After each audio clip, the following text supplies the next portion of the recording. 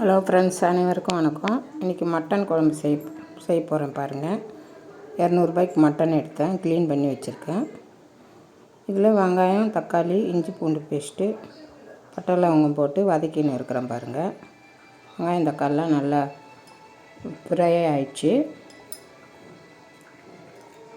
கழுவி வச்ச மட்டனை போட்டு எண்ணெயிலே வதக்கிட்டு கொஞ்ச நேரம்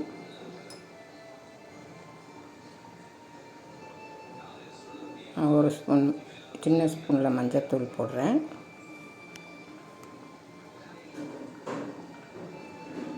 மிளகாத்தூள் போடுறேன் பாருங்கள். நான் 4 ஸ்பூன் தான் போட்டிருக்கேன் மிளகாத்தூள். நீங்கள் தேவையான அளவு போட்டுக்கலாம். இந்த மட்டன் எதுக்குன்னா ரெண்டே பேருக்கு தான் செய்கிறேன், அதனால தான் கம்மியாக இருக்குது. நீங்கள் ஜாஸ்தி செய்யணும்னா எக்ஸ்ட்ரா பண்ணிக்கோங்க. நீங்கள் மிளகாத்தூள் போட்டு எண்ணெயில் அப்படியே கலரி விட்டு அப்படியே வச்சுருக்கேன் பாருங்கள்.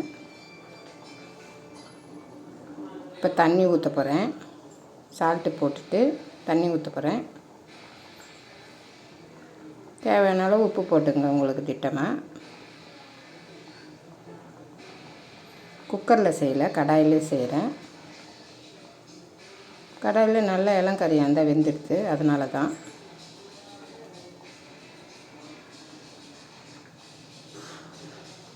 தண்ணிலாம் ஊற்றிட்டேன் பாருங்கள் வேகிறதுக்காக.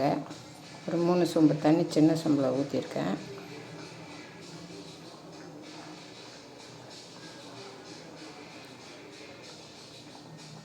ஊற்றிட்டு கொதிக்க விட்றேன் பாருங்கள். வெந்து போச்சு, நல்லா கொதித்து திக்காகிடுச்சு பாருங்கள் குழம்பு. அதிலே 2 முட்டை போட்டு வச்சுருக்கேன்.